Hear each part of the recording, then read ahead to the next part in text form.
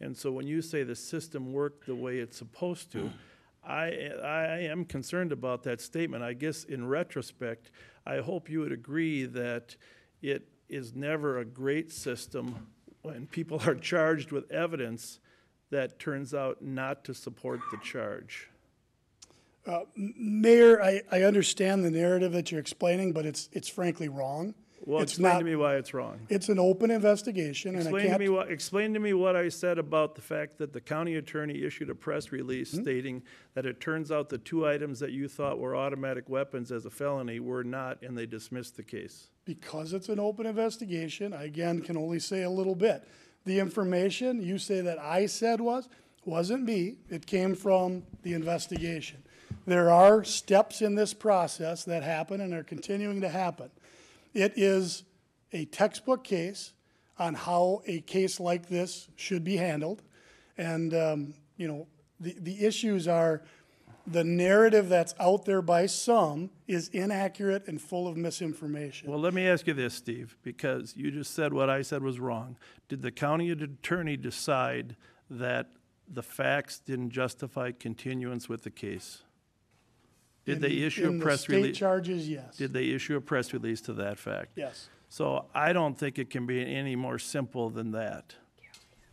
There's no sense in belaboring the point. I guess I was hoping you'd say, hey, my words were twisted a little bit. I'm not going to stand here and have our sheriff's office tell us that the system works when people are dragged out of their home, charged with felonies, and months later the case is dismissed. That's not the way the system is supposed to work. So if you come up with another felony charge at some point, we'll revisit the issue. But how many months has it been since the search warrant? You know, respectfully, Mayor, it's been months, but the investigation is ongoing. I don't control that timeline. I don't have the ability to move that or slide that.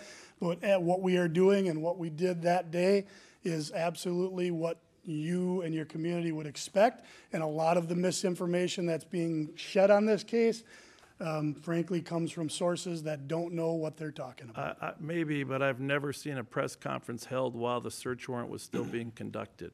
So when you say a lot of what we did that day you would do again, I think in retrospect, get all the evidence sorted out and then decide what you want to tell the media. Government and the sheriff's office and law enforcement needs to be careful how well we indict these people publicly, because it turned out in this case, as at least the facts at this point, the evidence that they were charged with didn't turn out to meet the state standard and was dropped by the county attorney. That's all I'm saying. It would have been better for everybody if we had proceeded a little more methodically on an examination of the evidence and then made a determination. It's not unusual to conduct a search warrant, take the evidence, do the interviews, and make a decision on charging at a later date. In fact, in most cases, in this particular type of matter, that's what would probably happen. All right, I don't have anything else. Thank you. Thank you very much. Appreciate you coming. You're welcome.